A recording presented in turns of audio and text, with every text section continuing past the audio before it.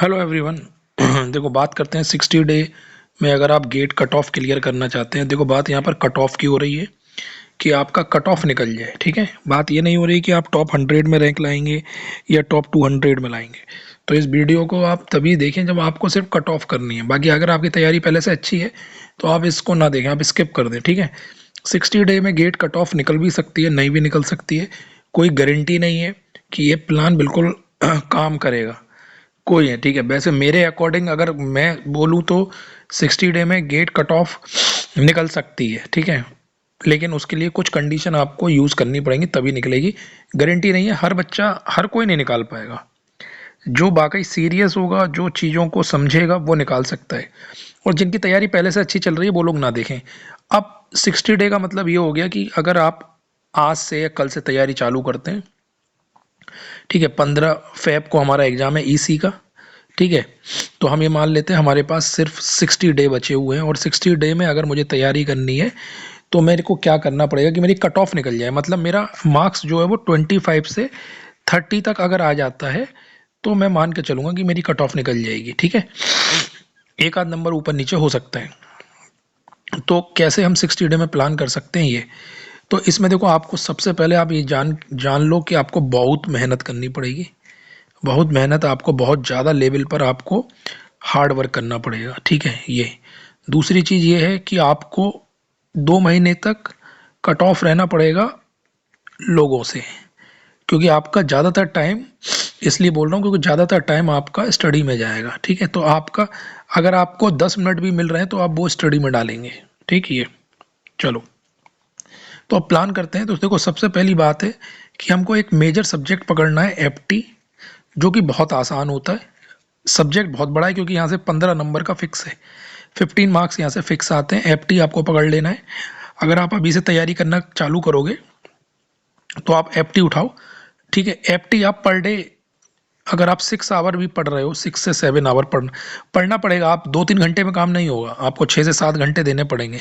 आप सोचो 2-3 घंटे में मैं निकाल लूँ, नहीं निकलेगा। 60 कट ऑफ किया, आपके 10 नंबर भी नहीं आएंगे अगर एक एक 2-2 घंटे पढ़ोगे। आपको 6 घंटे 7 घंटे पढ़ना पड़ेगा। तो मैं ऑन एंड एवरेज मान के चल रहा हूँ कि पर डे आप 6 आवर पढ़ रहे हो। एफटी आपको करना पड़ेगा। एफटी आपका 10 से 12 दिन में हो जाएगा पूरा। ठीक है, पूरा हो जाएगा क्योंकि एफटी में बहुत ज़्यादा सोचना नहीं पड़ता। तो ये हमारा एफटी हो जाएगा और 15 मार्क्स का एफटी मान लो हमने कर लिया। और मैथ्स आती है 13 नंबर की। ठीक है, मैथ, तो मैथ में मैंने वीडियो ऑलरेडी बना चुका हूँ।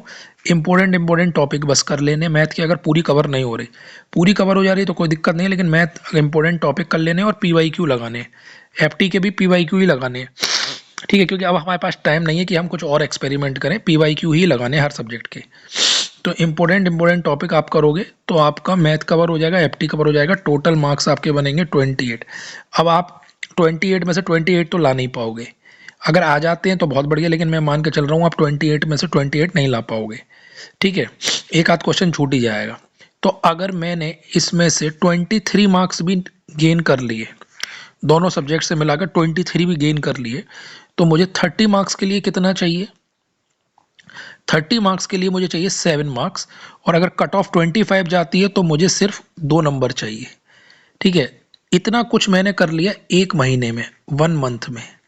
तो 1 मंथ में मैं इतना हो गया कि मैं आराम से निकाल लूँगा।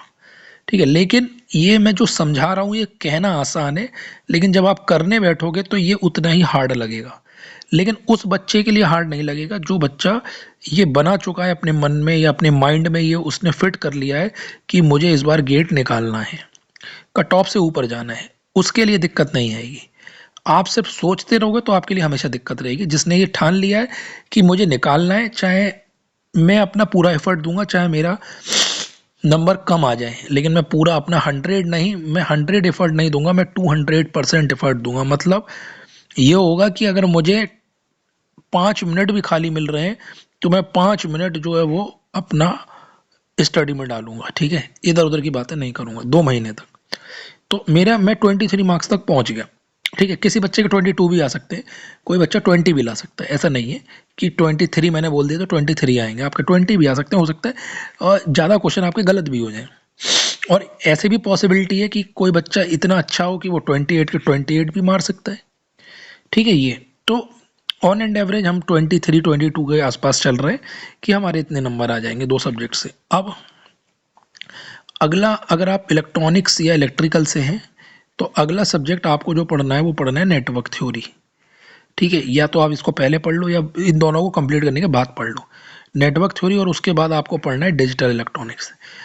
इन दोनों से मिलाकर मैं मान के चलता हूँ 12 से 15 नंबर का आ जाएगा। 15 मार्क्स में लेता हूँ, चाहे इलेक्ट्रॉनिक्स हो चाहे इलेक्ट्रिकल हो।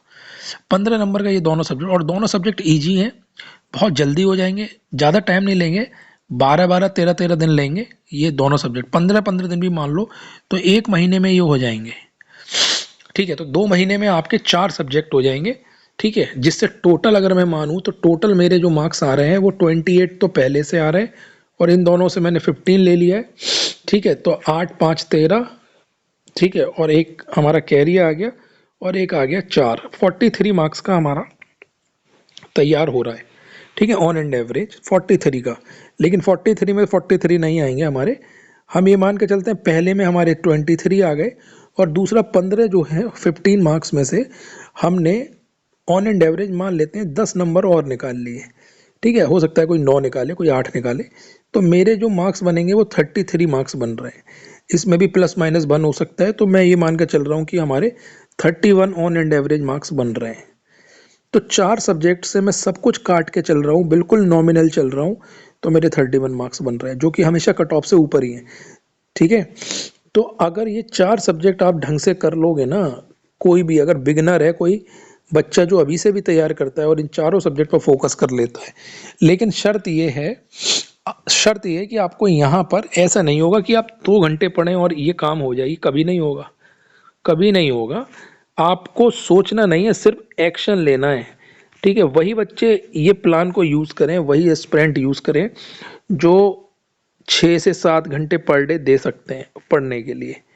ठीक है, अब सवाल ये आता है कहाँ से पढ़ें, तो भाई अगर आपके पास पेड कोर्स है वहाँ से पढ़ लो, नहीं तो यूट्यूब से पढ़ लो, और नहीं है तो कोई पेड कोर्स ले लो, अभी बहुत सस्ते मिल रहे हैं, आराम से मिल जाएंगे। ठीक है, ये अब पेड कोर्स में होता ही है कि बहुत ज़्यादा टाइम होता है, हो सकता है कोई बच्चा ये बोले 15 दिन में नहीं हो पाएगा। अगर नहीं हो पाएगा 15 दिन में तो 80% सब्जेक्ट तो हो जाएगा भाई। अरे 20% रह जाए कोई बात नहीं, इम्पोर्टेंट चीज़ें कर लो। अब नेटवर्क थ्योरी है, अब कोई ये कहेगा कि नहीं सर मेरा लोकस डायग्राम वाला पार्ट रह गया या ग्राफ थ्योरी, तो वहाँ से वैसे भी प्रोबेबिलिटी कम ही है आने की। अगर आ भी गया लोकस डायग्राम से तो छोड़ देना, और क्या है। तो 80% अगर करके ले जाओगे हर सब्जेक्ट को भी, तब भी आपका काम हो जाएगा।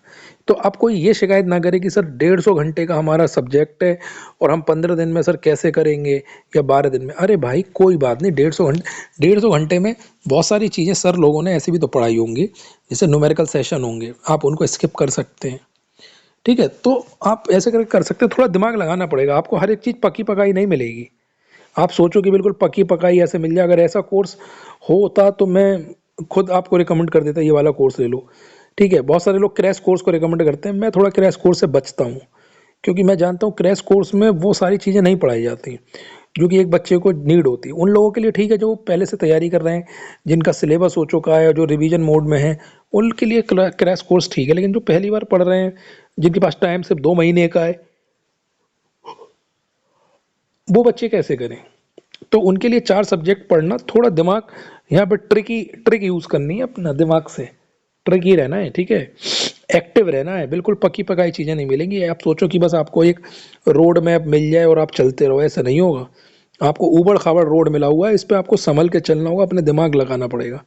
तो मैं आपको जितनी चीज़ें बता रहा हूँ वो तो है ही, साथ में अपना दिमाग भी लगाइए इस चीज़ को स्मूथ बनाने के लिए। ठीक है, तो ये चीज़ आप समझो, आपका कट ऑफ निकल जाएगा। लेकिन इसमें आपका पॉजिटिव मेंटल एटीट्यूड होना चाहिए, आपको लास्ट दिन तक हार नहीं माननी है। ऐसा ना हो बीच में सोचो कि यार वो उसके तो 6 सब्जेक्ट तैयार हैं और हमारे तो 2 ही हैं। भाई वो 6 करे, 8 करे, 10 करे, कोई कितना भी करे, तुम्हें नहीं सोचना। तुम्हें ये सोचना है कि यार मैं 4 कर रहा हूँ तो मैं 4 लाइक डिजर्व करता हूँ, मैं 2 कर रहा हूँ मैं 2 के लिए डिजर्व करता हूँ। ठीक है, तुम कुछ नहीं कर पाओगे। अगर तुम्हें इतनी समझ होती तो आज ये वीडियो नहीं देख रहे होते मेरा। ठीक है, आज मुझसे ये पूछ रहे होते कि सर मेरे 8 सब्जेक्ट तैयार हैं, मेरे 9 तैयार हैं, बताइए अब मैं कैसे करके करूं कि मेरा रैंक अंडर 50 आ जाए। ठीक, ये तो ये चीज़ समझो यार, तुम दूसरों को देख के नहीं चल सकते, आपको अपना ही देखना है। ये बात जितनी जल्दी आप समझ लोगे उतना ही आपकी लाइफ के लिए अच्छा रहेगा। ठीक है ये। तो यहाँ तक आपको समझ में आ गया होगा, आप ये प्लान एग्जीक्यूट करें, आपका आराम से रैंक बन नहीं, रैंक हो सकता है 9,000 या 10,000 है, 8,000 है, पता नहीं कितना रैंक आएगा मुझे नहीं मालूम, लेकिन हाँ ये कट ऑफ निकल जाएगा।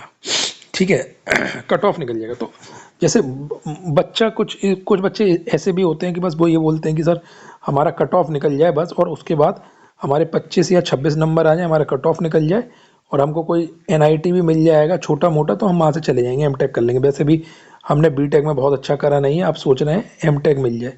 तो ऐसे बहुत एग्जाम्पल हैं जिन्होंने एमटेक करा है बिल्कुल लोअर एनआईटी से, बीटेक करा है प्राइवेट कॉलेज से, एमटेक करा है लोअर एनआईटी से, ठीक है, उसके बाद भी आज वो अच्छी पोजीशन पर हैं, गुड पोजीशन पर हैं आज भी। ठीक है ये तो मैं बता रहा हूँ, इसलिए बता रहा हूँ क्योंकि मैंने खुद देखा है। ठीक है तो खुद देखा है मैंने ये करते हुए। आप एमटेक में मेहनत कर लेना, ठीक है। ये एक मैं अपनी बताऊँ, मेरी सिस्टर हैं एक, ठीक है, उन्होंने प्राइवेट कॉलेज से बीटेक करा था इलेक्ट्रॉनिक्स में, और एक उन्होंने फिर एमटेक करा एक लोअर एनआईटी से। ठीक है ये एनआईटी नागालैंड था या क्या था पता नहीं, मुझे ध्यान नहीं है। बहुत ही लोअर एनआईटी से उन्होंने एमटेक करा था, उनके नंबर बहुत ज़्यादा नहीं थे, शायद 30 नंबर या 31 नंबर थे। ठीक है बीएलएसआई में उन्होंने एमटेक करा था, और वहाँ एमटेक में उन्होंने इतनी मेहनत करी कि आज वो बीएलएसआई की एक अच्छी कंपनी में है। मुझे नाम तो नहीं मालूम, कुछ टेढ़ा मेढ़ा नाम है उस कंपनी का। ठीक है सिनर्जी सिनॉप्सिस या कुछ ऐसे करके नाम है, मुझे ध्यान नहीं आ रहा। ठीक है तो कुछ ऐसे करके उनका नाम है। आज वो अच्छे खासे 25 से 30 लाख के पैकेज पर वो सेलेक्ट हुई थी। तो 25 to 20 LPA कहाँ वो घर में बैठी हुई थी। ठीक है और आज वो आराम से वहाँ पर सेलेक्टेड है। तो ऐसा नहीं है कि आप कुछ नहीं कर सकते, आपकी टॉप रैंक आएगी तभी आप कुछ कर पाओगे, ऐसा कुछ नहीं है भाई, ऐसा कुछ नहीं है। अगर आप क्वालिफाई होने के बाद भी एमटेक अपना अच्छा कर लेंगे तब भी। एक और हमारे साथ एक और लड़का था जो मतलब था हमारे साथ, ठीक है, अब मैं ज़्यादा डिटेल तो नहीं बता रहा हूँ, एक हमारे साथ था। ठीक है उसके भी गेट में बहुत ज़्यादा नंबर नहीं थे, मेरे ख्याल से 40 नंबर या 41 नंबर थे, और वो डाइट पुणे से जो है वो उसने अपना एमटेक कंप्लीट करा था डाइट पुणे से। ठीक है बीएलएसआई में ही करा था उसने भी, या कम्युनिकेशन में कुछ ऐसे ही करा था, मुझे पूछ के बताऊंगा कि किस में था। तो उसने करा था डाइट से, फिर वहाँ पर टाटा एयरोस्पेस में वो सेलेक्ट हुआ है लड़का। ठीक है 14 या 15 लाख के पैकेज पे गया है, 14 या 15 लाख के बॉम्बे में टाटा एयरोस्पेस। और उसको देख के अगर तुम देखोगे, उसको देखोगे तो तुमको मैं बताऊं, उसको देख के लगता ही नहीं था कि वो मतलब उसका प्लेसमेंट कभी होगा। लेकिन उसने एमटेक में अपनी इतनी अच्छी मेहनत करी, एमटेक में उसने इतना अच्छा वर्क करा कि आज वो अच्छी पोजीशन पर है। तो ऐसा नहीं है कि आप टॉपर बनोगे तभी आपके बहुत अच्छे रैंक मतलब कुछ आपका चीज़ें अच्छी होंगी। अरे ऐसा नहीं है, आपका आराम से चीज़ें अच्छी हो जाएंगी। ठीक है बस आपको वो अपने आप पे फोकस रखना है। और एक स्टोरी बताऊं, एक लड़की थी, गेट भी क्वालिफाइड नहीं थी। ठीक है तैयारी उसने 1 साल करी, गेट क्वालिफाई नहीं हुई, बिट्स एचडी दिया था उसने, बिट्स एचडी में सेलेक्ट हो गई वो।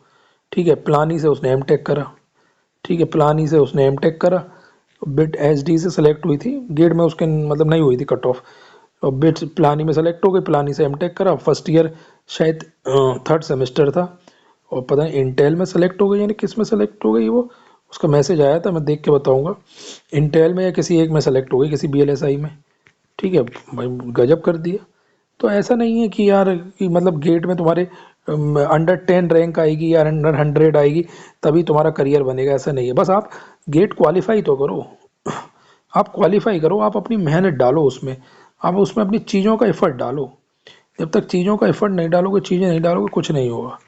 तो एफर्ट डालिए, चीज़ों को चैनलाइज करिए, और पॉजिटिव मेंटल एटीट्यूड से बढ़िए कि हाँ ठीक है हम आगे बढ़ेंगे, हम करेंगे, कोई बात नहीं। किसी के नंबर ज़्यादा आएंगे, किसी के कम आएंगे, उससे कुछ नहीं होगा। लेकिन पॉजिटिव मेंटल एटीट्यूड अगर आप रखोगे तो आप डेफिनेटली लाइफ में अच्छा करोगे। ठीक है तो इस चीज़ का आप ध्यान रखेंगे, और मैंने आपको प्लान बता दिया है, इस प्लान को अपने अकॉर्डिंग मोल्ड कर सकते हैं।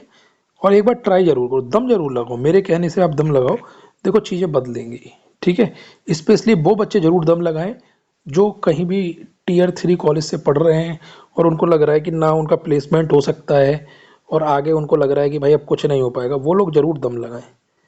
ठीक है, आप एक बार पढ़िए, आप थोड़ा सा मैनेज करिए। बस आपको ये है कि स्टडी अगर 7 से 8 घंटे की अगर निकाल दे रहे हो, ठीक है, बिना कुछ करे 7 से 8 घंटे 2 महीने एकदम शांत होके पढ़ ले रहे हो ना, हो जाएगा काम। बहुत स्टोरी है ऐसी, मैं सुनाता रहूँगा आपको, लेकिन आपको करना पड़ेगा। ठीक है, चलो तो good luck to all of you.